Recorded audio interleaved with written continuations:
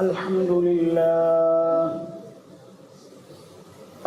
لله نحمده ونستعينه ونستغفره ونؤمن به ونتوكل عليه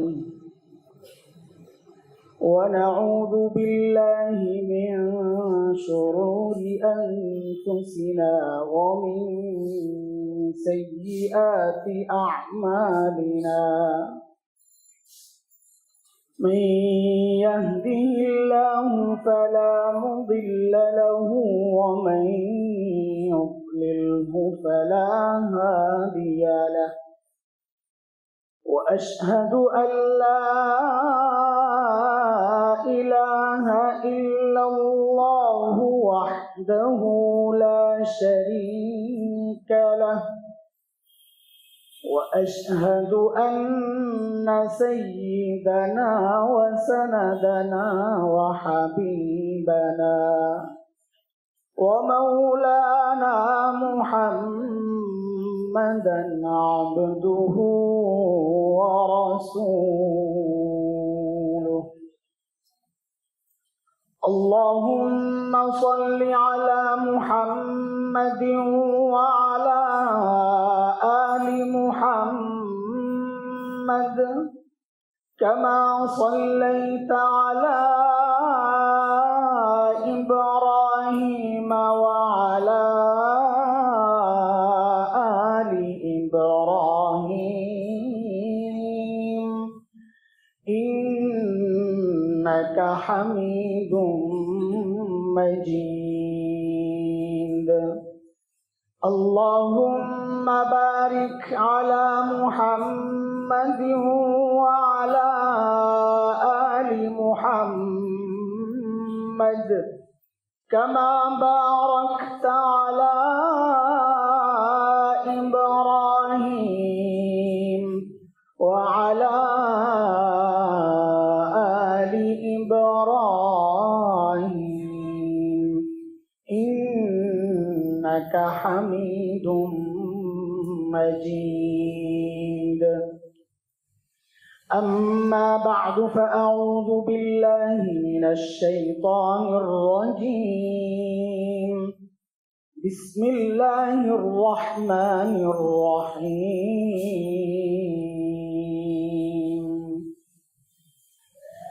يا أيتها النفس المطمئنة ارجعي إلى ربك راضية مرضية فادخلي في عبادي وادخلي جنتي آمنت بالله صدق الله العلي العظيم محترم حاضرين এই আয়াত বহুদিন থেকে পড়ছি আপনাদের মুখস্থ হয়ে যাওয়ার কথা এতবার পড়েছি এই আয়াতটা গত কয়েক জুমা থেকে কয়েক বিষয়ের আলোচনা হয়েছে এই একই আয়াতের উপর শেষ যেটা চলছে সেটা হচ্ছে ঈমানই মৃত্যু কোন আমলের মাধ্যমে ওসিলায় ঈমানই মৃত্যুর আশা বেশি করা যায় ওই আমলগুলোর আলোচনা চলছিল আজকে শেষ পর্ব ইনশাআল্লাহ 10টা আমল এর মধ্যে 6টার আলোচনা হয়েছে যেগুলোর দ্বারা ঈমানই মৃত্যু নসিব হইতে পারে আপনাদের তাজা করার জন্য স্মরণে আবারও পেছন থেকে শুরু করি মনে করায় দেওয়ার জন্য 1 নম্বর আমল ছিল নজরের হেফাজত করা দৃষ্টির হেফাজত করা যেদিকে তাকানো জায়েজ নাই ওই দিকে না তাকানো এর মাধ্যমে কলবের মধ্যে নূর তৈরি হয় আল্লাহ তাআলা এই যে কষ্ট গুনাহ থেকে বেঁচে থাকাও একটা কষ্ট এই জন্য সবরকে আমরা 3 ভাগে ভাগ করেছি, বড়রা করেছেন। সবর 3 রকমের। আমরা শুধু একটা বুঝি, সেটা হচ্ছে মুসিবতের মধ্যে সবর, ধৈর্য। আসলে ধৈর্য 3 রকমের। এক ধৈর্য সবর হচ্ছে যেটা আমরা বুঝি সবর আলাল মুসিবা, বিপদে পড়লে ধৈর্য ধারণ করা, সবর করা, এটা একটা কেবল।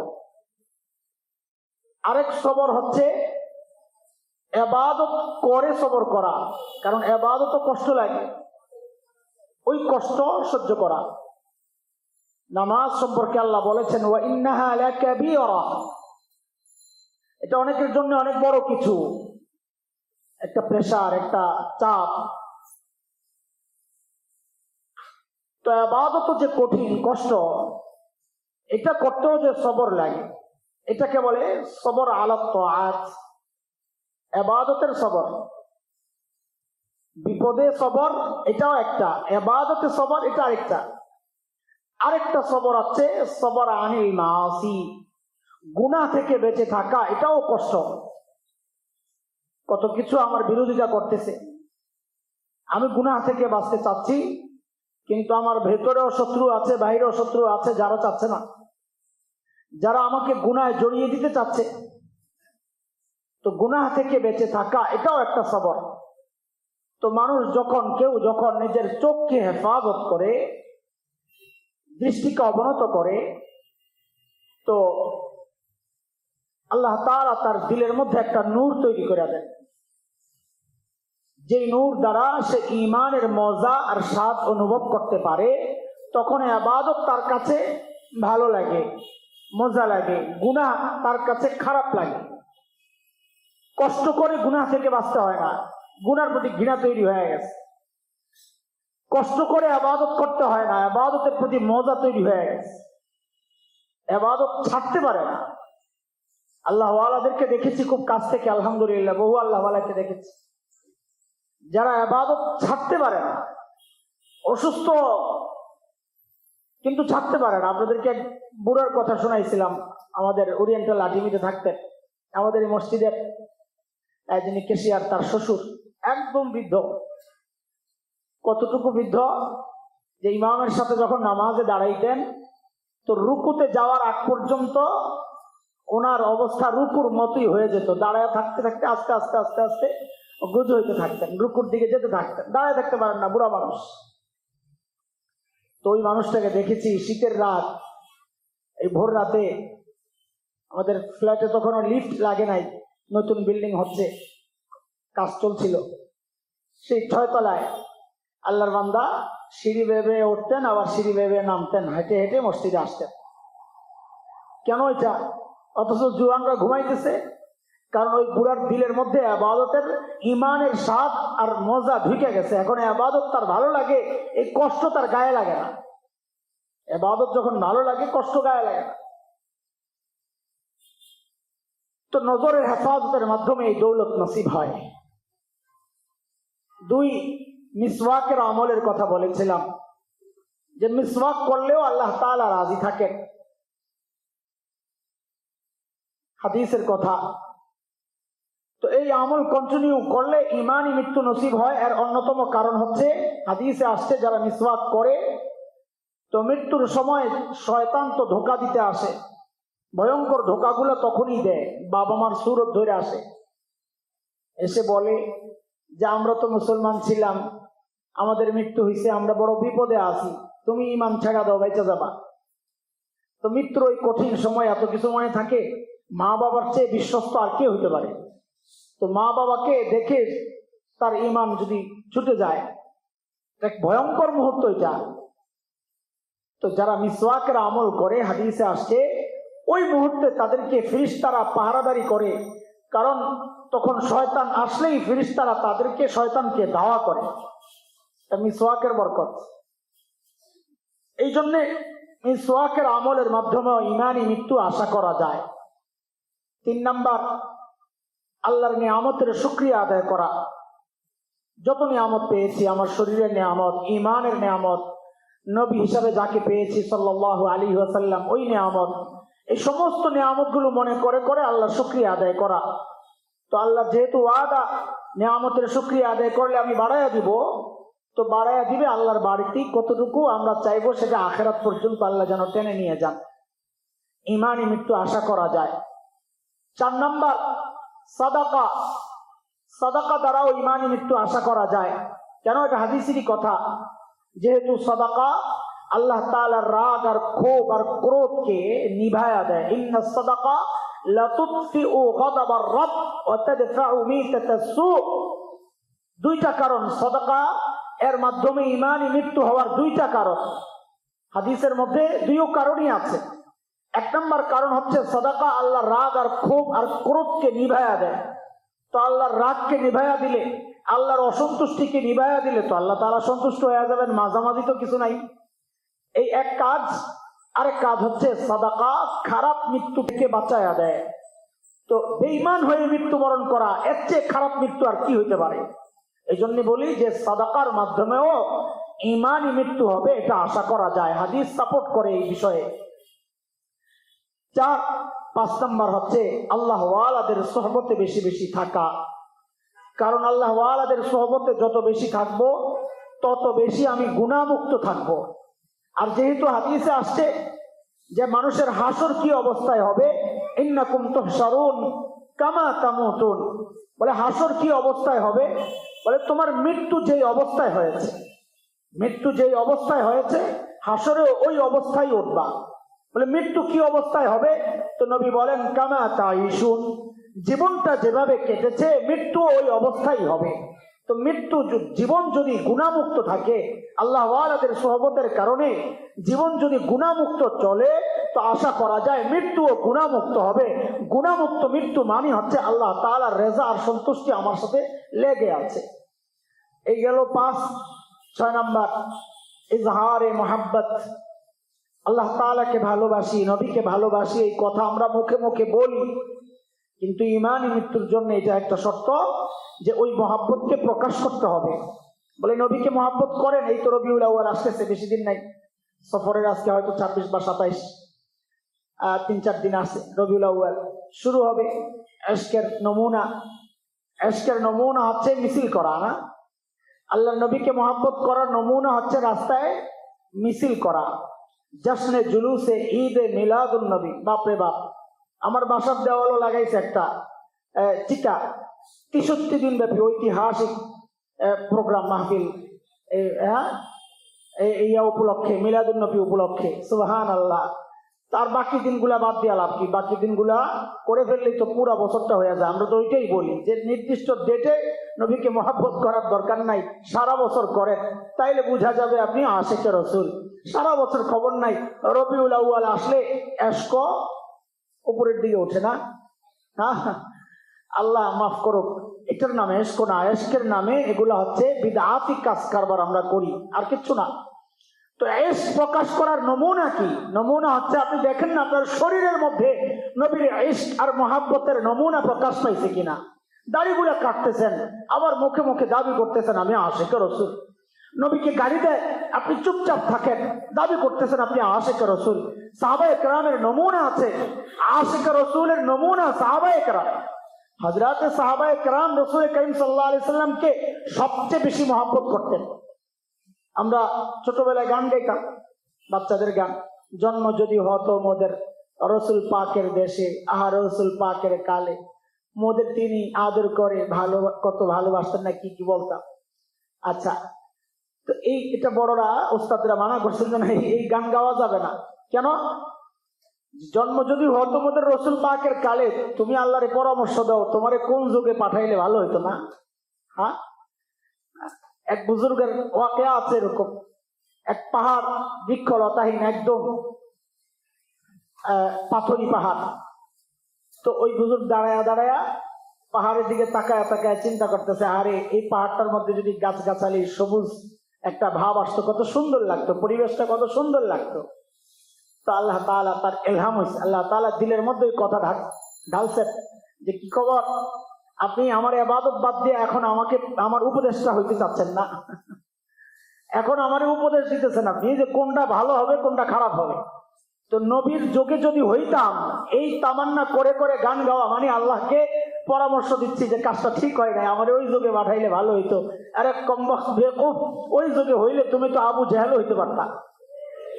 আল্লাহ তাআলা জানেন তোমাকে কোন যোগে পাঠাইতে হবে। আমি আর তুমি যেই মার্কা আশেক, নবী বিপদে পড়তেন আমাদেরকে নিয়ে। আল্লাহ ওই সমস্ত আশেকদেরকে নবীর যোগে পাঠাইছেন যারা নবীর জন্য একটু মাত্র বিন্দু মাত্র চিন্তা করবেন না নিজের জীবনটা দেওয়ার জন্য। হযরত খুবাইব রাদিয়াল্লাহু তাআলা আনহুকে শুলিতে চড়ানো হবে মক্কায় ঈমান কবুল করার অপরাধে। হ্যাঁ, বেঈমান হয়ে গেছে তাদের ভাষায়। তো প্রথমে তো নামাজের সুযোগ দিছে, জিজ্ঞেস করছেন তোমার জীবনের শেষ চাওয়া কি? তো বলছেন জীবনের শেষ চাওয়া, আমরা হইলে তো বলতাম বাচ্চা গোলার একটু আয়না দেন, একটু চুমায় চুমায় আদর করে দেই। কিন্তু আল্লাহ নবীর সাহাবী ইমানদার, ইমান কিভাবে দিলে ঢুকছে। আল্লাহ তাআলা এমনি কি বলেছেন, উলাইকাল্লাযীনা ইমতাহানাল্লাহু কুলুবাহুম লিত-তাকওয়া, আমি তাদের তাকওয়ার পরীক্ষা নিয়ে নিয়েছি, তারা পাস। আল্লাহ বলছেন। হ্যাঁ, তো ওই সাহাবীকে বলা হইল তোমার জীবনের শেষ চাওয়া কি? তো সাহাবী বলেন, ভাই জীবনের শেষ চাওয়া হচ্ছে আমাকে শেষবারের মতো আমার মালিককে একটু সেজদা করতে দাও না। তো ঠিক আছে, তো 2 রাকাত নামাজ পড়ছে। নামাজ পড়ে দেখি ভিতরে কোনো পরিবর্তন নাই, ভয় পাইতেছে না, মনে করছে এরকম হুমকি ধামকি দিলে ফেরত আসবে। তো যায়া জিজ্ঞেস করতেছে, একটা শেষ চান্স তোমার জন্য। বলেন, বলে তুমি এই জায়গায় যে তোমাকে এখন শুলিতে চড়ানো হবে, তুমি খালি বলবা ইয়েস, আমরা একটা প্রস্তাব দিচ্ছি, সেটা হচ্ছে তোমার জায়গায় মদিনা থেকে তোমার নবীকে আইনা বসায়া দিব। তুমি খালি ইয়েস বলবা, আমরা তোমাকে ছেড়ে দেব। দেখেন সাহাবী তো জানেন যে মদিনায় নবী জিলাপিওয়ালা আশেকদের মাঝে তো থাকেন না, মদিনায় নবী থাকেন জীবন দেনেওয়ালা আশেকদের মাঝখানে। ওই জায়গা থেকে নবীকে নিয়ে মক্কায় এনে শুলিতে চড়ানো হবে, এটা তো অসম্ভব। তিনি জানতেন, চাইলেই হ্যাঁ বলতে পারতেন নিজের জান বাঁচানোর জন্য, জায়েজও তো ছিল, না জায়েজ কিচ্ছু না। কিন্তু সাহাবায়ে কেরাম জায়েজ না জায়েজ খুঁজেন নাই। হ্যাঁ, সাহাবায়ে কেরামের চিন্তাটাই ওইরকম ছিল। এক আল্লাহওয়ালা ওই কথাই খালি চিন্তা করতেন যে সাহাবায়ে কেরাম কি এমন করছে আমল, আমি তো কত আমল করি, অথচ সাহাবায়ে কেরামের কি মর্যাদা। তো একদিন স্বপ্নে দেখতেছেন নবী আলাইহিস সালামকে, একটা রাস্তার মাঝখানে কাটা নবী পার হবেন, দাঁড়ায় আছেন। তো পাশে ওই বুজুর্গ আছে, সাহাবায়ে কেরামও আছে। তো এখন কেমনে পার হবেন? ওই বুজুর্গ তিনি আশেপাশে কিছু কাঠ কুট খুঁজতেছেন, যে কোথায় একটু কাঠ পাওয়া গেলে এটা দিয়ে দিলে নবী আলাইহিস সালাম পার হয়ে যাবেন। তিনি আশ্বাস খুঁজতেছেন, এর মধ্যেই দেখেন এক সাহাবী ওই জায়গায় শুয়ে পড়ছেন। ঘুম থেকে উঠে বলেন, বুঝে গেছি সাহাবীদের মর্যাদা কেন এত উঁচা। আমাদের চিন্তা একরকম, তাদের চিন্তা ছিল একরকম। তাদের চিন্তা কোন লেভেলের ছিল নবী আলাইহিস সালাম সম্পর্কে আল্লাহ জানতেন।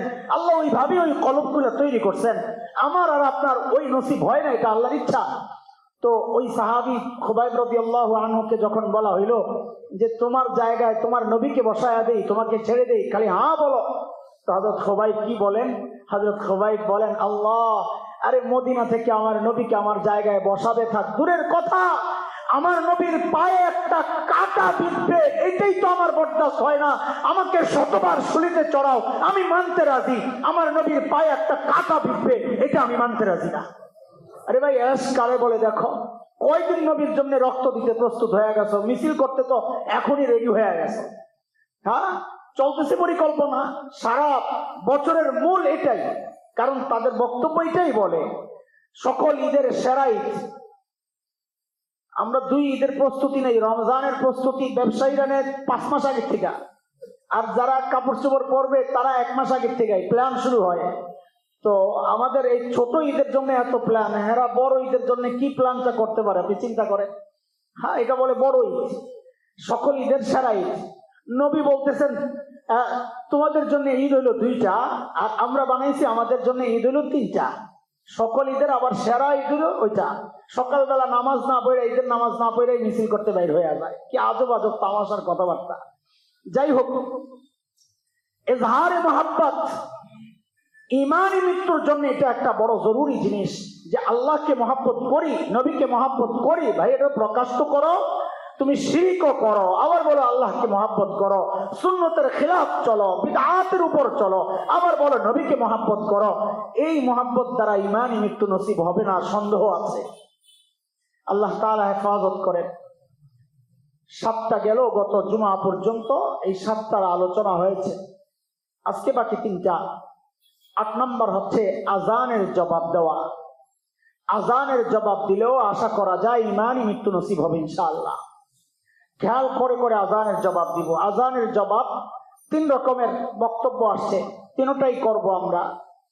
1 নম্বর কথা হচ্ছে আজানের জবাব হচ্ছে আজান দিবে, সাথে সাথে মালিকের কল ধরতে হবে। এটাই জবাব। যে ভাই আপনি আমার কল রিসিভ করলেন না কেন? আমি কল দিলাম, কল রিসিভ করলেন না, মানে আপনি আমাকে জবাব দিলেন না। মেসেজ দিলাম, রিপ্লাই দিলেন না, মানে আপনি আমার জবাব দিলেন না। আজান হচ্ছে মানে মালিক আপনাকে ডাকতেছেন, ফোন করছেন, মেসেজ পাঠাইছেন, হাইয়া আলাস ফালাহ, হাইয়া আলাল ফালাহ, আসো আসো নামাজের জন্য আসো। মালিকের পক্ষ থেকে মুয়াজ্জিনরা ডাকতেছেন। এই জন্যই তো মুয়াজ্জিনদের মর্যাদা এত উঁচা যে হাসরের মাঠে মুয়াজ্জিন সাহেবের গর্দান হবে সবার লম্বা, সবার আগে। এই যে ডাকছে সবাই রে, এখন গর্দানও আল্লাহ উঁচু করে দিবেন। হ্যাঁ, সবচেয়ে উঁচু মানুষটা হলো এই মুয়াজ্জিন সাহেব। অনেক বড় ফজিলতের কাজ এই আজান, অনেক বড় ফজিলতের কাজ। তো 1 নম্বর জবাব তো এইটাই যে আজান হয়েছে, আমি মসজিদে চলে আসব, এটা একটা জবাব।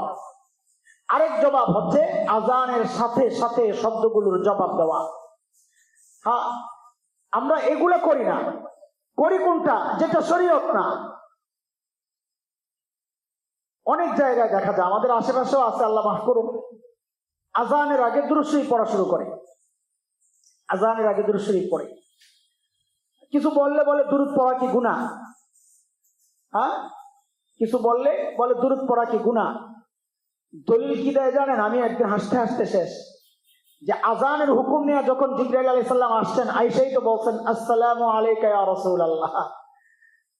আজানের কথাগুলো বলার আগেই তো আয়েশা নবীরে সালাম দিয়েছেন। তো জিবরাইলের সালাম নবীকে দিয়েছেন, এই জন্য আমরাও এখন সালাম দিয়া নবীর উপর দুরূদ পড়া তারপরে আজান দেই। কি দলিল, বাপরে বাপ, সুবহানাল্লাহ। এই দলিলটা নবী বুঝেন নাই তো, এই দলিলটা সাহাবায়ে কেরাম বুঝেন নাই, সব বুঝ আল্লাহ আপনাদেরকে দিয়ে দিয়েছেন। হ্যাঁ, বলে দুরূদ পড়া কি গুনাহ? না, অবশ্যই সওয়াবের কাজ। দুরূদ পড়া অবশ্যই সওয়াবের কাজ, অনেক বড় সওয়াব। আল্লাহ তাআলা যে আমল নিজে করেন বলে দাবি করছেন, সূরা আহজাবের 42 নম্বর আয়াতে যেটা আসছে, ইন্নাল্লাহা ওয়া মালাইকাতাহু ইউসাল্লুনা আলান নবী, যে আমি নিজে এবং আমার ফেরেশতারা নবীর উপর দুরূদ পড়ি। ও মুসলমান, তোমরাও দুরূদ পড়ো। এইরকম হুকুম তো আল্লাহ করেছেন, এটা অবশ্যই সওয়াবের কাজ। নবী আলাইহিস সালাম বলেছেন, মান সাল্লা আলাইয়া ওয়াহিদা, যে আমার উপর একবার দুরূদ পাঠ করে, আল্লাহ তার ফেরেশতারা ওই ব্যক্তির উপর 10 বার দুরূদ পাঠ করে। আল্লাহর দুরূদ মানে আল্লাহ রহমত নাজিল করেন। 10 বার দুরূদ পড়েন মানে ওই ব্যক্তির উপর আল্লাহ 10টা রহমত নাজিল করেন। ফেরেশতারা 10 বার দুরূদ পড়েন মানে যে 10 বার ওই ব্যক্তির মাগফিরাতের জন্য আল্লাহর কাছে দোয়া করেন। ফেরেশতা কত সংখ্যায়, সংখ্যায় ফেরেশতা কত? হ্যাঁ, এই আল্লাহ, আমাদের ঠিক উপরে, কাবার ঠিক উপরে বাইতুল মামুর, এই বাইতুল মামুর না, কাবার উপরে আছে বাইতুল মামুর। ওইখানে ফেরেশতারা তওয়াফ করতেছেন, তওয়াফ করতেছেন, সব সময় তওয়াফ চলতেছে। তো তওয়াফ সংখ্যাটা কি? 60,000 ফেরেশতা একসাথে তওয়াফ করতেছে। যে একবার তওয়াফ করছে, কিয়ামতের আগে তার দ্বিতীয়বার সুযোগ আসবে না। তো ফেরেশতার সংখ্যা কত, হিসাব মিলানো বড় কঠিন। এগুলো তো শুধু তওয়াফে আছে, বাকি ফেরেশতা বৃষ্টির প্রতিটা ফোঁটার সাথে একজন ফেরেশতা নাযিল হয়। তো ফেরেশতা কত, এই হিসাব মাথা খুঁজে পাওয়া যাবে না। তো আল্লাহ তাআলা বলতেছেন আমার ফেরেশতারা, তার মানে কিছু ফেরেশতা না, সব ফেরেশতা। আল্লাহ বলেন নাই কিছু ফেরেশতা, সব ফেরেশতা, মালায়েকা বহু বচন, সব ফেরেশতারা তার জন্য মাগফিরাতের দোয়া করতে থাকে, একবার দুইবার না, 10 বার। এত বড় আমল শয়তান কি চায় এটা সহিভাবে হোক? আপনি বলেন। হ্যাঁ, শয়তানের ঠেকা পড়ছে। শয়তান আমাকে খুব মহব্বত করে না? হ্যাঁ, শয়তান আমাদেরকে খুব মহব্বত করে, কি মনে হয়? এক গল্প শোনাইছে, যদিও হাসির, কিন্তু বিষয়টা বুঝা। এক আল্লাহর বান্দার ঘর, ভাঙ্গা ঘর। তো ওই ঘরের ভিতরে থাকে, হঠাৎ এক বড় বুজুর্গ আসছে, বড় পেটওয়ালা, বড় পাগড়িওয়ালা, জুব্বাওয়ালা। আমরা তো যত বড় পেট আর যত বড় টুপি দেখলে মনে করি এটা বড় হুজুর। হ্যাঁ, বড় বিশ্বাস। আমার তো কোনো কারণই খুঁজে পাই না আমি, যে এই বড় বড় পেটওয়ালা যে আছে এদের কাছে মানুষ কেন যায়? চিত হয়ে বসে থাকে, আল্লাহর নাম নিয়ে কি বলে না বলে, মানুষ কেমনি ভক্তি করে এদেরকে। তখন বুঝি যে পেটটা দেখেই তো শান্তি, আর কি দেখে ওখানে যায়। তো লা হাওলা ওয়ালা কুওয়াতা ইল্লা বিল্লাহিল আলিয়্যিল আযীম। আল্লাহ হেফাজত করে, আল্লাহ আপনাদের ইমানকে হেফাজত করেন। এই ভণ্ডদের পিছনে যায় ইমান নষ্ট করেন না, আল্লাহর রাস্তে ইমান নষ্ট করেন না। তো এত বড় সওয়াবের কাজ শয়তান কি চাইবে এটাকে নষ্ট করতে, ঠিক করতে? তো ওই যে বলতেছিলাম, ঘরের মধ্যে মানুষ থাকে, দেখে যে এক বড় হুজুর আসছে, এসে বলতেছে ভাই তাড়াতাড়ি বের হও, তাড়াতাড়ি বের হও, ঘর থেকে বের হও তাড়াতাড়ি। তো আল্লাহর বান্দা যেই না ঘর থেকে বের হয়েছে আর মধ্যেই ঘরটা ভেঙে পড়ছে। এখন তার দিলের মধ্যে কি একটা অবস্থা, চিন্তা করেন যে এটা কত বড় বুজুর্গ। সুবহানাল্লাহ। আমরা তো একটু এদিক সেদিক উল্টা পাল্টা দেখলেই ভাবি যে এই লোক বহুত বড় বুজুর্গ, কারামত প্রকাশ পাইছে। হ্যাঁ, তো বলে ভাই আপনি কে হযরত, আপনি কোন দরবারের পিসাব? বলে বেটা আমি পীর না, আমি ইবলিস, আমি ইবলিস, শয়তান। লা হাওলা ওয়ালা কুওয়াতা ইল্লা বিল্লাহ। শয়তান মানুষকে বাঁচায়, শয়তান তো মানুষের শত্রু। আপনি আমাকে বাঁচায় দিলেন। বলে আমি কি সাধে বাঁচাইছি? এই ভাঙ্গা ঘরের নিচে পড়িয়া তুমি মারা গেলে শহীদ হইয়া যাইতা, আমি এটা চাই না, দূরে যায় মর। শয়তান আপনার উপকার করবে, মাথা খারাপের কথা। হ্যাঁ, তো দুরূদ এত বড় ফজিলতের কাজ, এটা নিয়ে শয়তান আপনাকে এমনি করতে দিবে এটা আপনি ভাবতেছেন? তো শয়তান কি করছে? শয়তান চিন্তা করছে একটু লবণ বেশি দিয়ে দিই, তাইলে তো খানাটা শেষ। আরে মাছ যত স্পেশালি হোক, একদম নদীর পাঙ্গাইশ নিয়ে আসছেন, তেল চিকচিক করতেছে, কিন্তু শয়তান কি করছে? ঘরওয়ালা পছন্দ করে না। আজকে একজনের রান্নার ভাগ, দুই বউ আছে ধরেন, কথার কথা, আজকে এক বিবির রান্নার ভাগ, পাশের বিবি চিন্তা করতেছে আজকে খাওয়াই দিছে তোমারে। যেই না বিবি রান্না বসায় দিয়ে টয়লেটে গেছে, এতগুলা লবণ দিয়ে লাগা দিছে, বাস শেষ, খালাস। খাইতে বসছে, এখন থেকে আল্লাহ, লবণের জন্য মুখে দেওয়া যায় না। তো এখন জিনিসটা দামি, লবণ বেশি হয়ে গেছে, এখন যেটা খাওয়ার উপযুক্ত হয় নাই, বরং পিঠা খাওয়া। যদি ওই রকম জামাই হয়, বউ পিঠা নেওয়ালা বাহাদুর, রাস্তায় গেলে চোর, ওই রকম বাহাদুর যদি হয় তো আচ্ছা মতো পিঠাবে। কি করছো? হ্যাঁ, লবণ দেওয়ার সময় খবর থাকে না। আরে ভাই লবণ তো খাওয়ার জিনিস, মাছটাও দামি জিনিস। এখন উল্টা পিঠা কেন খায়? মাছ খাইলো না, উল্টা বউ পিঠা খাইতেছে, আর লবণ পরিমাণে বেশি হয়ে গেছে। যেখানে যেটা পরিমাণ না দিলে, হালাল জিনিস, ভালো জিনিস পরিমাণ মতো, সিস্টেম মতো না দিলে ওইটা আর খাওয়ার উপযুক্ত থাকে না। দূরত্ব এক দামি ইবাদত, কিন্তু সেটারও একটা সিস্টেম তো আছে। বলে সিস্টেম কি আবার? বলে হ্যাঁ, এই জায়গায় তো ঝামেলা। সিস্টেম কি আবার? মানি আল্লাহ তাআলা নবীকে দুনিয়ায় তো পাঠাইছেন আমাকে আর তোমাকে সিস্টেম শেখানোর জন্য। তুমি নিজে সিস্টেম বানাইলা, মানি হচ্ছে নবীর গায়ে তুমি অপবাদ দিচ্ছ, নবী শরীয়তকে পরিপূর্ণ করে দেয়নি। আল্লাহ তাআলার উপর অপবাদ দিচ্ছ, আল্লাহ শরীয়তকে পরিপূর্ণ করেন নাই। অথচ আল্লাহ তাআলা বলতেছেন আল ইয়াউমা আকমালতু লাকুম দীনাকুম ওয়া আতমামতু আলাইকুম নি'মাতি ওয়া রাদিতু লাকুমুল ইসলাম দীনা। দিন আজকে কমপ্লিট করে দিছি, আল্লাহ বলতেছেন। আর তুমি বলতেছো দিন কমপ্লিট হয় নাই। বলে আমি বলি না। বলে না বললে দিনের বাহিরের এই কাজগুলো তুমি কেন করো? দিন না এমন কাজ কেন করো? বলে এটা দিন, অবশ্যই দিন। আরে ভাই দিন কোনটা? তুমি যেটা বানাও ওইটার নাম দিন, না আল্লাহ আল্লাহ রসুল যেটা বানায় দিয়েছেন ওইটার নাম দিন? আমরা তো আমাদের মালিক, আমাদের হাবিব যেই রাস্তা আমাদেরকে দেখায় গেছেন, আমরা ওইটা কি দিন মানি? গোটা দুনিয়া মিলাও যদি এটাকে সংস্কারের চিন্তা করে, আমরা মানতে রাজি না। এর নাম হচ্ছে ঈমান। মুহতারাম হাজরিন, দুরূদ পড়া তো অনেক দামি ইবাদত, কিন্তু জায়গায় তো পড়া লাগবে। আপনি চিন্তা করতেছেন যে নামাজের মধ্যে সবচাইতে দামি অংশ কোনটা বলেন তো? সিজদা। নামাজের সবচাইতে দামি অংশ হইল সিজদা। হাদিসে আসছে ইন্না আকরাবা মা ইয়াকুনুল আবদু মির রাব্বিহি ওয়া হুয়া সাজিদ। একজন বান্দা যখন সিজদা করে, সে আল্লাহর সবচাইতে নিকটে তখনই পৌঁছে যখন সে সিজদায় লুটায়। তো আপনি মনে মনে চিন্তা করতেছেন সিজদা এত দামি আমল, দুরূদও এত দামি আমল, সুবহানা রাব্বিয়াল আ'লা এটা সিজদায় না পড়া ওই জায়গায় দুরূদটা চালায়া দেই, আত্তাহিয়াতুর পরে সুবহানা রাব্বিয়াল আ'লা পড়ি। যেহেতু দুরূদ দামি আমল, সিজদাও দামি আমল, দামির সাথে দামি লাগায়া দিই, কি অবস্থা বলেন তো? হ্যাঁ, অনেক বেশি সওয়াব হবে। হ্যাঁ, নামাজ হবে, নামাজ হয়ে যাবে, নামাজ হয়ে যাবে। কারণ সিজদার মধ্যে আপনার সুবহান রাব্বিয়াল আলা পড়া তো ওয়াজিব না, ফরজ না, সুন্নতে মুআক্কাদা। ছুটে গেলে তো নামাজ হয়ে যাবে। কিন্তু নামাজ যেটা হয়েছে, এই নামাজের সওয়াব পাবেননি আপনি। নামাজ হয়েছে মানে আপনার আমল নামায় আর নাই, আপনি নামাজ পড়েন নাই। নামাজ পড়েন নাই এই কথাটা আমল নামায় নাই, কিন্তু সওয়াব পাইছেন। রোজার মধ্যে গীবত করলে খাওয়ার মতো, সওয়াব নষ্ট হয়ে যায়। আল্লাহ নবী বলেছেন যে শুধু ক্ষুধার্ত থাকলো, সে মিথ্যা ছাড়তে পারলো না, তো ক্ষুধার্ত থাকলো।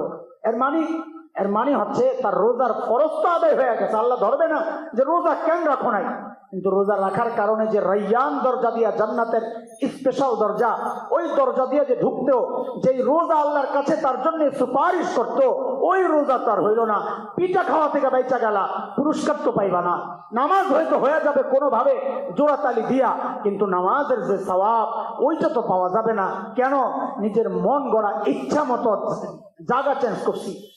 আর নামাজ তো হয়ে যাবে, কিন্তু বিদআত করার কারণে হাউজে কাউসারের পার থেকে নবী যে তোমারে তাড়াইয়া দিবে, সোহকান সোহকা বইলা তাড়াইয়া দিবে। সাহাবায়ে ফেরেশতারা বলবেন, ইয়া রাসূলুল্লাহ, এর চিনেন আপনি আসার পর আপনার দিনের মধ্যে বাড়াইছে ইয়া রাসূলুল্লাহ। হয়তো রাসূল সাল্লাল্লাহু আলাইহি ওয়াসাল্লাম বলবেন, সোহকান সোহকা, দূর হও আমার কাছ থেকে।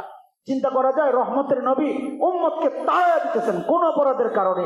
নিজের মন গড়া দিন বানানোর কারণে। মন গড়া দিন বানানো এটা আমার কাজ না, নাউযুবিল্লাহি মিন যালিক।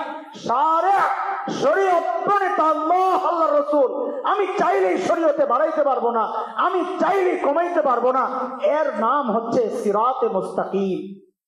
বাড়াবাড়ি নাই, ছাড়াছাড়ি নাই, মাঝখানের যেটা আল্লাহ রাসূল যেটাকে দেখায়া দিয়েছেন, সাহাবায়ে কেরাম যেটার উপর চলেছেন, এর নাম সিরাতে মুস্তাকিম।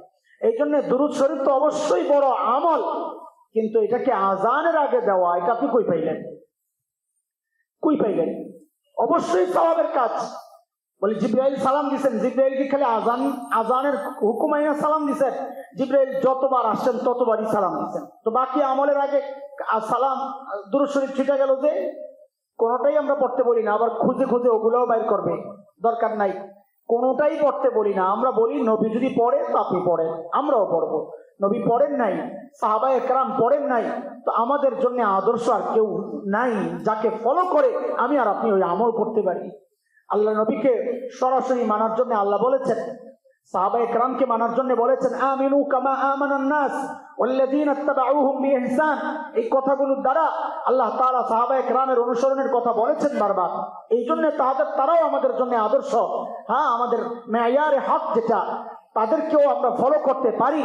এছাড়া কাউকে ফলো করব বলে ইমামে আবু হানিফাকে ফলো করি যে, ইমামে মালিক রহমতুল্লাহ আলাইহিকে ফলো করি যে, বলে আপনি ওই ফলো আর এই ফলো মিলেন না, দুইটার পার্থক্য আছে। ইমামে আবু হানিফার ব্যাখ্যাকে ফলো করি। শরীয়ত নতুন করে বানাইছেন ইমামে আবু হানিফা, এইরকম যদি একটা প্রমাণ পাওয়া যায় ছাড়িয়ে দিব, আমরা ওই আমল করব না। ইমামে আবু হানিফার ব্যাখ্যা, কোরআনের জটিল বিষয় আমি বুঝি না, হাদিসের জটিল বিষয়, সাংঘর্ষিক বিষয় আমি বুঝি না, ইমামে আবু হানিফা ব্যাখ্যা দিয়েছেন, ইমামে মালিক ব্যাখ্যা দিয়েছেন, ইমামে শাফিঈ ব্যাখ্যা দিয়েছেন। তাদের ব্যাখ্যা মানি। দুই শব্দ, একটা হচ্ছে শারিআ, শরীয়ত প্রণেতা, আরেকটা হচ্ছে শারিহ, হাদিয়া, শরীয়তের ব্যাখ্যা দাতা। ইমামে আবু হানিফা শরীয়ত প্রণেতা না, ইমামে আবু হানিফা শরীয়তের ব্যাখ্যা দাতা। ইমামে মালিক শরীয়তের ব্যাখ্যা দাতা, শরীয়ত প্রণেতা আল্লাহ, আল্লাহর রাসূল, আর কেউ না। এর একটা উদাহরণ আপনাদেরকে আগে শোনাইছিলাম মাযহাব এর আলোচনা কেন্দ্রিক, যে টিউবওয়েল চেনেন আপনারা? টিউবওয়েল শহরের মানুষ কি চিনবেন আপনারা? টিউবওয়েল। আচ্ছা, টিউবওয়েল পানি বানায় না মাটির নিচ থেকে উঠায়? বলে বুঝে বুঝে বললেন, পরে আবার বললেন না নিজের মন মতো হয় নাই, বললেন না উদাহরণটা ঠিক হয় নাই। আমাদের তো হালত এরকম, যতক্ষণ আমার লাইনে আছে তখন এটা হক, আমার লাইন থেকে গেছে এটা না হক। মানে হক না হকের মানদণ্ড বানাইছি আমার বুঝকে। সমস্যা এই জায়গায় হয়, হক না হকের মানদণ্ড বানাইছি আমার বুঝকে। না না, হক না হকের মানদণ্ড আমার বুঝ না, সালাফে সালিহিনদের বুঝ হচ্ছে হক না হকের মানদণ্ড। তো টিউবওয়েল বসাইছেন, চাপ দিছেন, পানি উঠছে। এই পানি টিউবওয়েল বসানোর আগে ছিল মাটির নিচে পানি ছিল? টিউবওয়েল পানি তৈরি করে নাই। টিউবওয়েলের কাজ না পানি তৈরি করা, টিউবওয়েলের কাজ হচ্ছে মাটির নিচের পানিটা যেটা আমি উত্তোলন করতে সক্ষম না, আমি টিউবওয়েল বসায় দিছি, তো পানিটাকে টেনে বের করছে, আমার জন্য ব্যবহার উপযোগী বানাইছে। এটাই তো টিউবওয়েলের কাজ না? বলেন তো আবার, টিউবওয়েল পানি বানায়? পানি আগে থেকেই ছিল, তাই না? টিউবওয়েলের কাজ হচ্ছে আগে থেকে থাকা পানিটা যেটা আমার জন্য ব্যবহার উপযোগী না, আমি সক্ষম না। মাযহাব কি জিনিস একটু বুঝেন, আমার অপ্রাসঙ্গিক কথা চলে আসছে টানে টানে, আমি আবার জায়গায় ফেরত যাবো ইনশাআল্লাহ তাআলা। টিউবওয়েলের কাজ কি? টিউবওয়েল হচ্ছে ওই নিচের পানিটাকে টেনে উপরে তোলা। বলে ভাই মাযহাব কি জিনিস তুমি বুঝো, খালি বিরোধিতা করো। মাযহাব হচ্ছে ওই যে কোরআন হাদিসের নিচে মাসআলাগুলো চাপা পড়ে আছে, প্রত্যেকটা মাসআলা, মাযহাবের প্রত্যেকটা মাসআলা কোরআন হাদিসের নিচে চাপা পড়ে আছে। এখন আমার আর আপনার ক্ষমতা নাই ওই পানির মতো টেনে এটাকে বের করা, মাসআলা বের করা, আমার আর আপনার ক্ষমতা নাই। তো কি করছি, ইমামে আবু হানিফা নামক একটা টিউবওয়েল বসায় দিছি, ইমামে মালিক নামক একটা টিউবওয়েল বসায় দিছি। তো ইমামে আবু হানিফাকে চাপ দিছি, উনি কোরআন হাদিস থেকে টাইনা মাসআলা বের করে আমার জন্য ব্যবহার উপযোগী বানাইছেন। এইবার বলেন, ইমামে আবু হানিফা মাসআলা নিজে বানাইছেন না মাসআলা আগেই ছিল? টিউবওয়েল যেমন পানি বানায় না, টেনে আমার জন্য ব্যবহার উপযোগী বানায় দেয়, ইমামরাও মাসআলা বানান না, কোরআন হাদিসের ভিতরে থাকা মাসআলাটাকে টেনে বের করে আমার জন্য আপনার জন্য আমল উপযোগী বানায় দেয়। এই যে যার মতো করে এক একজন এক এক সিস্টেমে উঠাইছে। ইমামে আবু হানিফার এক কোম্পানির টিউবওয়েল, ইমামে মালিকের আরেক কোম্পানির টিউবওয়েল, দুইটার ধরন ভিন্ন, কিন্তু মাসআলা সব ভিতর থেকেই বের করছে, পানি সব মাটির নিচের থেকেই বের করছে। কেউ মোটর লাগাইছে, কেউ মোটর ছাড়া, কেউ এমনি নানান সিস্টেমে বের করছে। বের করার সিস্টেমটা ভিন্ন হইতে পারে, কিন্তু পানি কিন্তু একটাই, মাটির নিচের পানি। এটা নতুন করে বানায় নাই, হ্যাঁ ওই মেশিন পানি বানায় নাই। ঠিক মাযহাবের ইমামরাও মাযহাব মাসআলাগুলো নিজের থেকে বানান নাই, সব মাসআলা কোরআন হাদিসের নিচে চাপা ছিল। আমি আর আপনি মূর্খ মানুষ, জাহেল মানুষ, মাসআলা কোরআন থেকে সরাসরি বের করার ক্ষমতা আমাদের নাই, ওই রকম ইলম আমাদের নাই, লাখো হাদিস আমাদের মুখস্থ নাই। সবগুলোকে সামনে রেখে যে মাসআলা বের করার যোগ্যতা আল্লাহ দুনিয়ায় কিছু মানুষকে দিতেন, ওই মানুষগুলো হচ্ছে ইমামে আবু হানিফা, ওই মানুষগুলো ইমামে মালিক, ইমামে শাফিঈ, ইমামে আহমদ বিন হাম্বল, ইমামে আবু ইউসুফ, ইমামে মুহাম্মদ, এইরকম বড় বড় মানুষরা, তারা হচ্ছে আমাদের জন্য শরীয়তের মাসআলা বের করার জন্য এক একজন এক একটা টিউবওয়েল। এরা মাসআলা বানান না, মাটির নিচের মাসআলা, কোরআন হাদিসের নিচের চাপা পড়া মাসআলা গুলোকে বের করে দেন। বুঝে আসছে কথা? তো মানার পার্থক্য আছে। এই যে মাসআলা বের করছেন, এর নাম হচ্ছে শারেহ, ব্যাখ্যাদাতা। মাসআলা বের করে করে তারা নিজেদের মতো করে উসুলের উপর, নিজেদের মতো মানে উসুলের উপর নিয়ম আর কানুন ঠিক রাখা, এর ভিত্তিতে মাসআলা আমাদেরকে শোনাইছেন। নামাজ আযানের আগে দুরূদ আপনি পড়েন, কেন পড়েন? আমাদের জিজ্ঞাসা। আমরা কেন বঞ্চিত হচ্ছি? যদি সওয়াবের কাজ হয়, তাহলে এত মানুষকে কেন বঞ্চিত করতেছি? আপনি কোন কারণে পড়েন, ওই দলিলটা আমাদেরকে দেন। খালি ওই জিবরাইল আমিনের সালামের দলিল দিয়েন না। তাহলে নবী আলাইহিস সালামও পড়তেন। নবী আলাইহিস সালাম, জিবরাইলের আমল কি আমাদের জন্য দলিল? কি মনে হয়? জিবরাইল আলাইহিস সালামের আমল আমাদের জন্য দলিল? উনি তো গায়রে মুকাল্লাফ, ওনার উপর শরীয়ত নাই, আমাদের উপর শরীয়ত আছে। যার জন্য শরীয়ত আছে তার জন্য, যার শরীয়ত নাই তার আমল কি করে দলিল হয়? জীবজন্তুর উপর শরীয়ত নাই, এখন জীবজন্তুর কোনো আমল কি আমার জন্য অনুসরণযোগ্য? হ্যাঁ, ওটা আমার জন্য ফরজ হয়ে যাবে, সুন্নাত হয়ে যাবে? লা হাওলা ওয়ালা কুওয়াতা ইল্লা বিল্লাহ। আমাদের জন্য অনুসরণীয় ব্যক্তিত্ব হচ্ছেন মুহাম্মদুর রাসূলুল্লাহ সাল্লাল্লাহু আলাইহি সাল্লাম। আল্লাহর সরাসরি হুকুম পাই নাই, নবীর হুকুম আছে। নবীর হুকুম পাই নাই, সাহাবায়ে কেরামের আমল আছে। বাস আমাদের জন্য ওগুলাই যথেষ্ট, নতুন করে বাড়ানোর কোনো সুযোগ নাই। তো এই তিনটা স্তর, হয় আল্লাহ তাআলার হুকুম তো আছে আযানের আগে দুরূদ পড়ার, তাইলেও একটু দেখান, না হয় নবী আলাইহিস সালামের আমল আছে অথবা বক্তব্য আছে, একটা দেখান, অথবা সাহাবায়ে কেরামের আমল আছে, বক্তব্য আছে, দেখান, অথবা আইম্মায়ে মুজতাহিদিন কোরআন আর হাদিসের কোন একটা শব্দ থেকে ইশারা ইঙ্গিত পায়া তারা ব্যাখ্যায় বলেছেন হ্যাঁ আযানের আগে এরকম দুরূদ পড়া সুন্নাত বা মুস্তাহাব, ওইটাও একটা দেখান। আমরা কেন বঞ্চিত হব রে ভাই? আমরাও পড়তে চাই। পড়তে চান না আপনারা? আরে ভাই, তো পড়তে চান না? সওয়াব চাই না আমরা? এত সওয়াবের কাজ, কিন্তু তুমি দামি মাছ আর মজার মাছের মধ্যে লবণ বেশি দিয়ে দিল, তো আমরা ওই মাছ খাইতে রাজি না। বুঝে আসছে না কথা? তো আযানের জবাব সিস্টেম মতোই দিব, সুন্নত মতোই দিব। এক নম্বর জবাব হচ্ছে আযান শুনে মসজিদে চলে আসবো ইনশাআল্লাহ। দুই নম্বর জবাব হচ্ছে আযানের শব্দগুলো যা আছে হুবহু তাই বলবো, আর বলার সময় চিন্তা করব আল্লাহু আকবার। আযানে আল্লাহু আকবার কয়বার হয়? প্রথমে কয়বার হয়? 4 বার। আল্লাহ মহান, আল্লাহ মহান, আল্লাহ মহান। আমাদের বুজুর্গদের মুখে শোনা, এটা হাদিসের কথা না, ব্যাখ্যায় তারা বলেছেন, হইতে পারে এরকম, আপনি চিন্তা করেন না, সমস্যা কি? সেটা হচ্ছে আনাসের আরবা, মৌলিক যে পদার্থ আছে দুনিয়ায় চারটা, মাটি, আগুন, পানি, বাতাস, না? তো এই প্রত্যেকটার একটা শক্তি আছে। এক একবার আল্লাহু আকবার বলতেছি আর আমি দিল থেকে চিন্তা করতেছি যে আগুন তোমার শক্তি আছে, আছে, আল্লাহু আকবার, কিন্তু আমার মালিকের শক্তি তোমার চেয়ে অনেক বেশি। দ্বিতীয় আল্লাহু আকবার পড়তেছি আর মাটিকে ডাক দিয়ে বলতেছে, এই মাটি তোমারও শক্তি আছে না? আরে শোনো, তোমার কি শক্তি? আল্লাহু আকবার, সবচেয়ে বড় মহান শক্তিওয়ালা তো আমার মালিক। তৃতীয়বার পড়তেছি তো যেন বাতাসকে ডাক দিয়ে বলতেছে, এই বাতাস তোমারও শক্তি আছে না? আরে এই শক্তি তো আমার মালিকের দেওয়া, মূল শক্তি তো আমার মালিকের। আল্লাহু আকবার। এইভাবে প্রত্যেকটা মূল পদার্থকে ডাক দিয়া বলবো আর আজানের জবাব দিব আল্লাহু আকবার। চিন্তা করব যে মাটির রিসার্চ করলাম, আল্লাহু আকবার, আগুন রিসার্চ করলাম, আল্লাহু আকবার, বাতাসকে সাইজ করলাম, আল্লাহু আকবার, পানিকে সাইজ করলাম। তোমাদের কোনো শক্তি নাই, সর্বশক্তিমান কে? এইভাবে চিন্তা করছি কোনোদিন? বলে কোনোদিন চিন্তা করছি? আজকে থেকে করা শুরু করি ইনশাআল্লাহ। হ্যাঁ ইনশাআল্লাহ। এইটা হলো আজানের জবাব।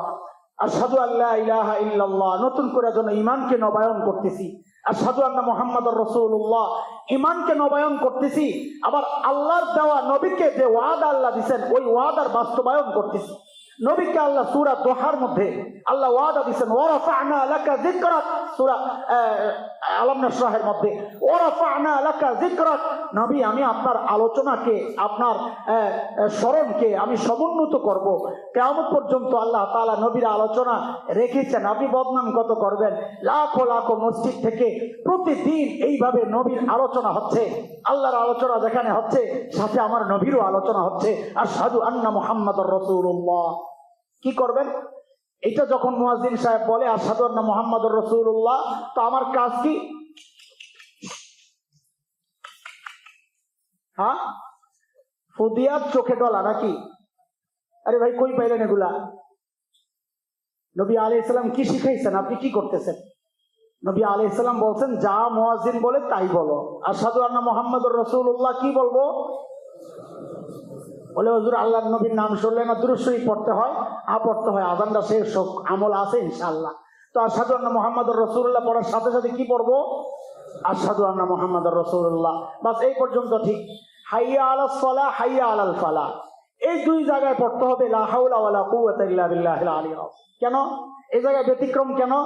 কারণ আছে।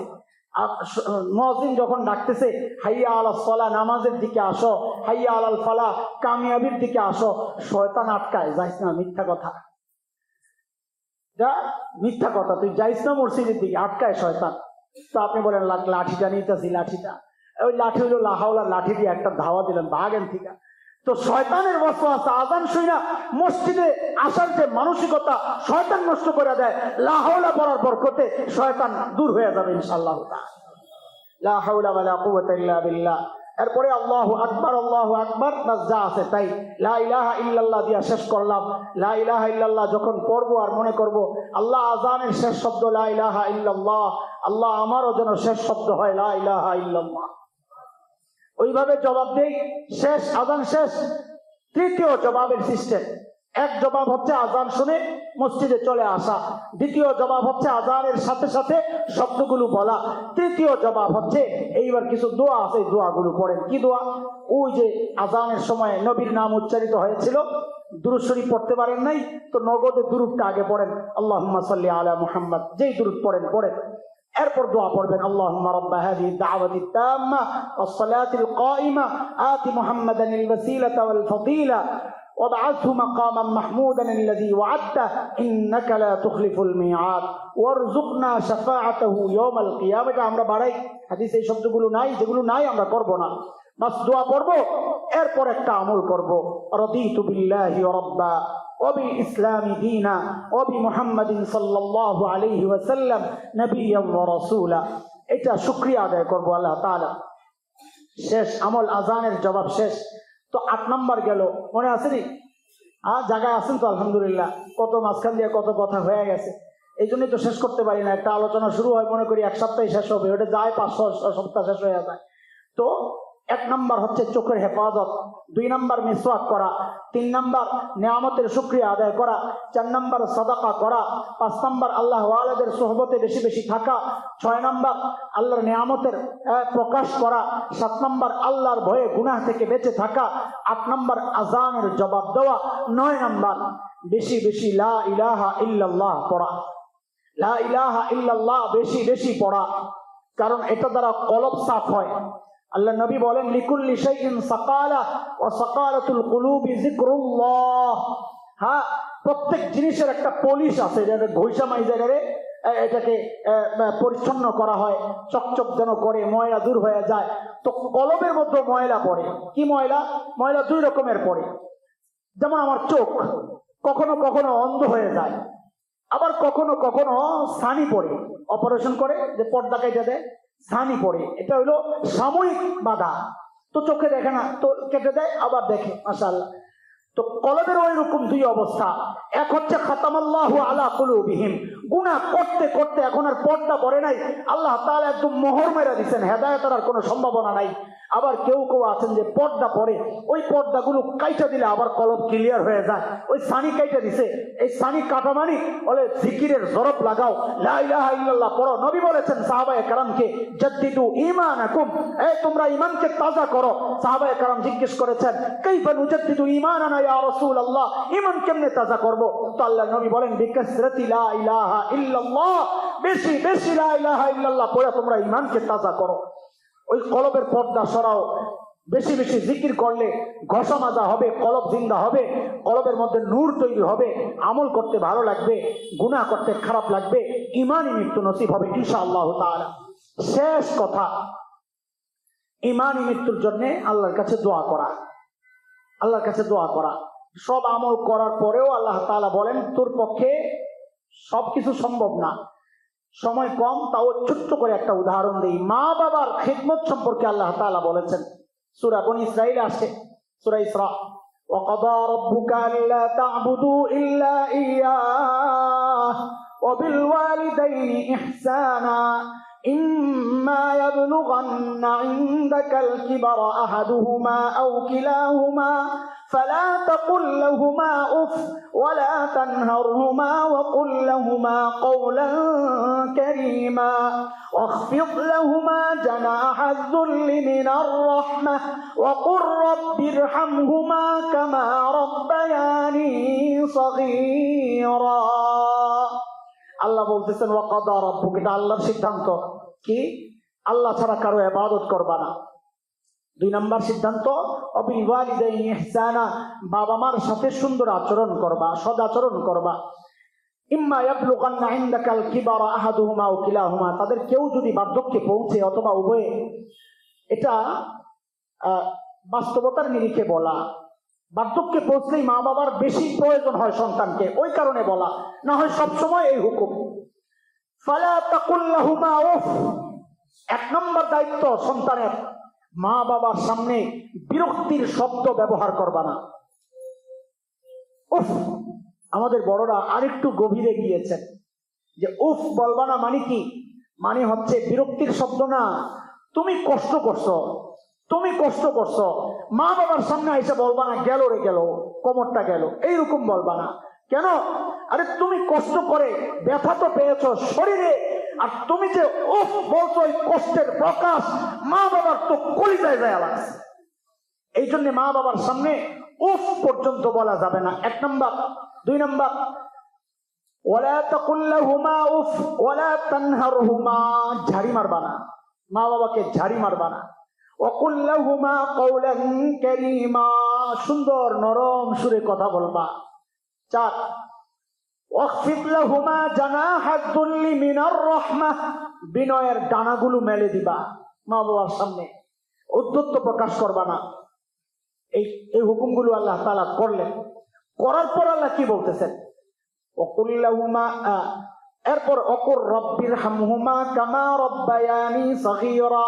এই কাজগুলো করার পর তোমার জিম্মাদারি হচ্ছে আল্লাহকে বলো, আল্লাহ আমার মা বাবা আমাকে যেভাবে আদর মায়া করে লালন পালন করেছেন, ও মালিক আপনিও তাদেরকে আপনার রহমতের চাদরে ঢেকে নিয়েন। এই দোয়া করো। বিষয়টা বুঝেন। আমি যদি পুরোপুরি হক আদায় করি, আল্লাহ যেভাবে বলেছেন, যা বলেছেন আল্লাহ তাই করলাম, জীবনে ঝাড়ি মারি নাই, জীবনে মা বাবার সামনে উফ বলি নাই, কষ্ট দেই নাই, বিনয়ের টানা মেলে দিয়েছি, যা যা করার সব করছি, যদি সবই করি তো দোয়া কেন করবো? আল্লাহ আবার দোয়া শিখাই দিতেছেন, আল্লাহ আপনি রহম করেন। তো আল্লাহ বুঝাইতে চাইছেন, এরে বান্দা আমার, মা বাবার যে আন্তরিকতা তুমি হয়তো করছো, অনেক করছো, কিন্তু মা বাবার দিলের ওই আন্তরিকতা তুমি দেখাইতে পারবা না, ওইটা আল্লাহ মা বাবাকেই দিচ্ছেন। এটা তুমি সন্তান হিসাবে পারবা না, যেহেতু পুরোপুরি হক আদায় করতে পারবা না, তোমারটা তুমি করো, তারপর আমার উপর ছেড়ে দাও। আল্লাহ আমার যতটুকু সম্ভব আমি করলাম, কিন্তু হক আদায় করতে পারি নাই, মালিক রব্বির হামহুমা কামা রব্বায়ানি সগীরা, আমি হক আদায় করতে পারি নাই, আমার যতটুকু কমতি আছে মালিক আপনি তাদেরকে ওই কমতিটুকু আপনি একটু পোষায়া দিয়েন, মালিক রহমতের চাদরে তাদেরকে ঢেকে নিয়েন। এটা হচ্ছে এই জায়গার প্রসঙ্গ। এইবার আমাদের জায়গায় চলেন, বুঝানোর জন্য বললাম যে মৃত্যু, ইমানি মৃত্যু নসিব হওয়ার জন্য যা যা আমল সব করলাম, মালিক বলেন বান্দারে এরপরেও কোনো গ্যারান্টি নাই, এরপরেও গ্যারান্টি নাই, শয়তানের এত বছরের ইবাদত কোনো গ্যারান্টি নাই, শেষ মুহূর্তের মধ্যে সব বাতিল হয়ে গেছে। হ্যাঁ, আরো অনেক এরকম আল্লাহ তাআলার পক্ষ থেকে বিতাড়িত হয়েছেন, বড় বড় বুজুর্গ 300 বছর ইবাদত করছেন, এক মুহূর্তে আল্লাহ বাদ দিয়ে দিয়েছেন। এরকম বহু ঘটনা আসছে, কোরআনে আসছে, হাদিসে আসছে। তো আল্লাহ তাআলা বলতেছেন, বান্দা নিজের আমলের উপর ভরসা করে বসে থাকো না, যে কোনো মুহূর্তেই ঘটনা উল্টা হয়ে যেতে পারে। বুজুর্গ নাস্তিক হয়ে গেছে, বহু ইতিহাস আছে, যে কোনো মুহূর্তে ঘটনা উল্টা যেতে পারে। তুমি তোমার আমল সর্বোচ্চ করবা, চেষ্টা সর্বোচ্চ করবা, কইরাও তুমি যেন নিজের উপর ভরসা করে বসে না থাকো। আমার কাছেও এটা চাইও, কিভাবে চাইবা তাও আল্লাহ শিখাইয়া দিয়েছেন, রব্বানা লা তুযিগ কুলুবানা বাদা ইয হাদাইতানা ওয়া হাব লানা মিন লাদুনকা রাহমা ইন্নাকা আনতাল ওয়াহ্হাব। ভাবটা এমন, আল্লাহ ইমানের নিয়ামত তো আমি চাই নাই মালিক, না চাইছেন আপনারা? আপনি কি আল্লাহর কাছ থেকে চাইয়া মুসলমান হয়েছেন? আছে এক দুইজন আমাদের ছোট ভাইরা যারা অন্য ধর্ম থেকে মুসলমান ইসলামের দিকে আসছে, তারা হয়তো আল্লাহর কাছে চাইছেন, কিন্তু আমরা যারা ইমানের নিয়ামত পাইছি এটা তো ফ্রিতে পাইছি। হ্যাঁ, মিরাজ সূত্রে পাইছি, বাবা মুসলমান মা মুসলমান আমিও মুসলমান, তো ইমানের নিয়ামত তো আল্লাহর কাছ থেকে চাইয়া আনি নাই। ওইভাবেই আল্লাহকে বলা, আল্লাহ আপনি করিম, করিম তো ওই সত্তার নাম যিনি না চাইতেই দেন, রহিম ওই সত্তার নাম যিনি যতটুকু উপযুক্ত তার চেয়ে বেশি দেন, করিম ওই সত্তার নাম যিনি না চাইতেই দেন।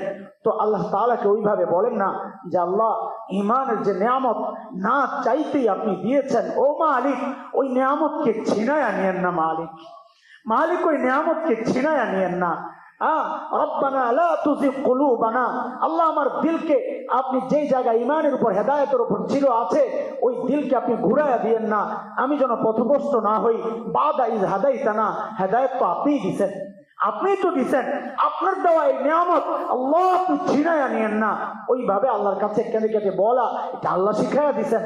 এইভাবে যদি সবসময় আল্লাহর কাছে ইমানের উপর ইস্তেকামতের দোয়া করি, দৃঢ়তার দোয়া করি, যে মৃত্যুর পর্যন্ত যেন ইমানটা থাকে সাথে, কোনোভাবে যেন ইমান চলে না যায়, তো আল্লাহ তাআলা আমাদের বড়রা বলেছেন আশা করা যায় ইনশাআল্লাহ এই আমলের মাধ্যমে ইমানই মৃত্যু নসিব হবে ইনশাআল্লাহ তাআলা। কয়টা হইল ভাই? কয়টা? 10টা। 4 সপ্তাহে শেষ হইল আমাদের 10টা আমলের কথা। ইনশাআল্লাহ আমরা আমল করবো না ইনশাআল্লাহ? আল্লাহ তাআলা কবুল করেন, আল্লাহ সকলের ঈমান মৃত্যু নসিব করেন, আমিন। ওয়া আখিরু দাওয়ানা আলহামদুলিল্লাহি রাব্বিল আলামিন।